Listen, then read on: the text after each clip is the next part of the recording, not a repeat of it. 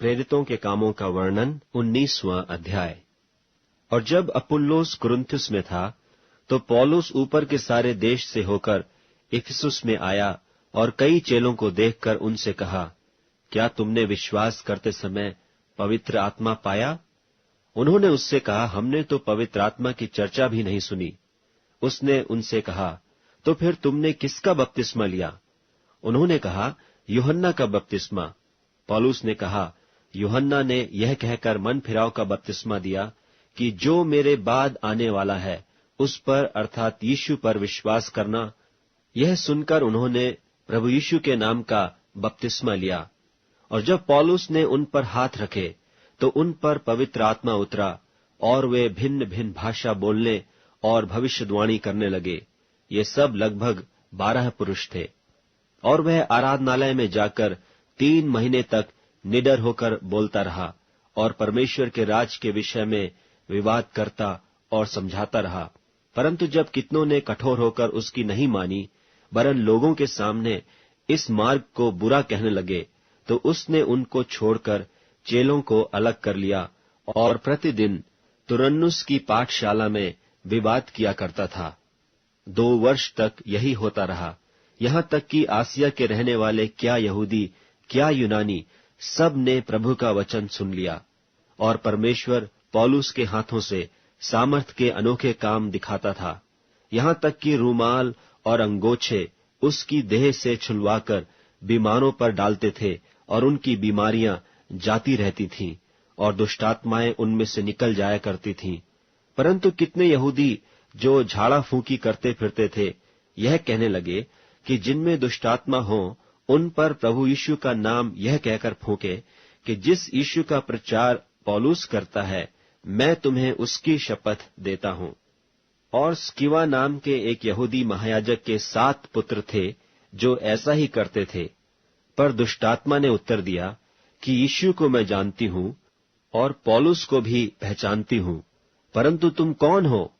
और उस मनुष्य ने, जिसमें दुष्ट आत्मा थी, उन पर लपक कर और उन्हें वश में लाकर उन पर ऐसा उपद्रव किया कि वे नंगे और घायल होकर उस घर से निकल भागे।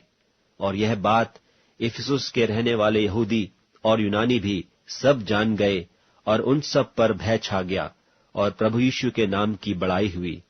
और जिन्होंने विश्वास किया था उनमें से बहुतेरों ने आकर अपने अपने कामों को मान लिया और प्रकट किया। और जादू करने वालों में से बहुतों ने अपनी अपनी पोथियां इकट्ठी करके सबके सामने जला दी। और जब उनका दाम जोड़ा गया तो 50,000 रुपये की निकली। यूं प्रभु का वचन बलपूर्वक फैलता गया और प्रबल होता गया। जब ये बातें हो चुकी तो पौलुस ने आत्मा में ठाना कि मकिदुनिया और अखाया से होकर यरूशलेम को जाऊं, और कहा कि वहां जाने के बाद मुझे रोमा को भी देखना अवश्य है। सो अपनी सेवा करने वालों में से तीमुथियुस और इरास्तुस को मकिदुनिया में भेजकर आप कुछ दिन आसिया में रह गया। उस समय उस पंथ के विषय में बड़ा हुल्लड़ हुआ, क्योंकि देमेत्रियुस नाम का एक सुनार अर्तिमिस के चांदी के मंदिर बनवाकर कारीगरों को बहुत काम दिलाया करता था। उसने उनको और ऐसी वस्तुओं के कारीगरों को इकट्ठे करके कहा, हे मनुष्यों, तुम जानते हो कि इस काम से हमें कितना धन मिलता है, और तुम देखते और सुनते हो कि केवल इफिसुस ही में नहीं वरन प्रायः सारे आसिया में यह कहकर इस पौलुस ने बहुत लोगों को समझाया और भरमाया भी है कि जो हाथ की कारीगरी हैं वे ईश्वर नहीं। और अब केवल इसी एक बात का ही डर नहीं कि हमारे इस धंधे की प्रतिष्ठा जाती रहेगी, वरन यह कि महान देवी अर्तिमिस का मंदिर तुच्छ समझा जाएगा, और जिसे सारा आसिया और जगत पूजता है उसका महत्व भी जाता रहेगा।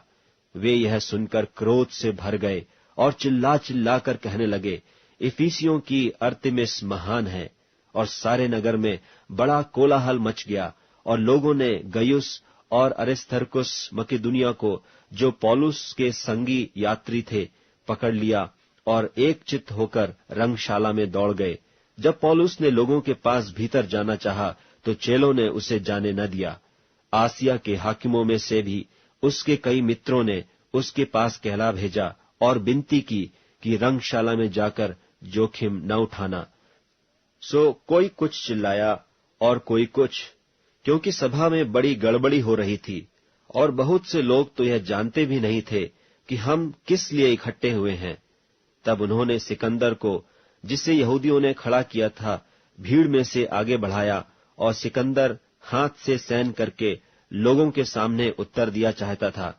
परंतु जब उन्होंने जान लिया कि वह यहूदी है, तो सब के सब एक शब्द से कोई 2 घंटे तक चिल्लाते रहे कि इफिसियों की अर्थमिस महान है।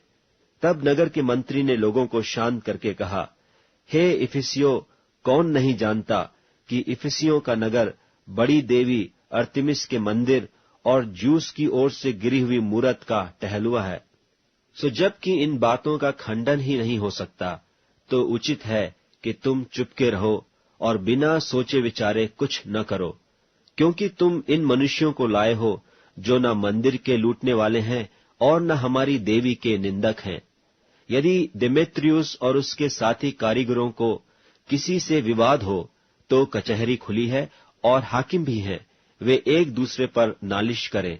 परंतु यदि तुम किसी और बात के विषय में कुछ पूछना चाहते हो, तो नियत सभा में फैसला किया जाएगा, क्योंकि आज के बलवे के कारण हम पर दोष लगाए जाने का डर है, इसलिए कि इसका कोई कारण नहीं, सो हम इस भीड़ के इकट्ठा होने का कोई उत्तर न दे सकेंगे। और यह कह के उसने सभा को विदा किया।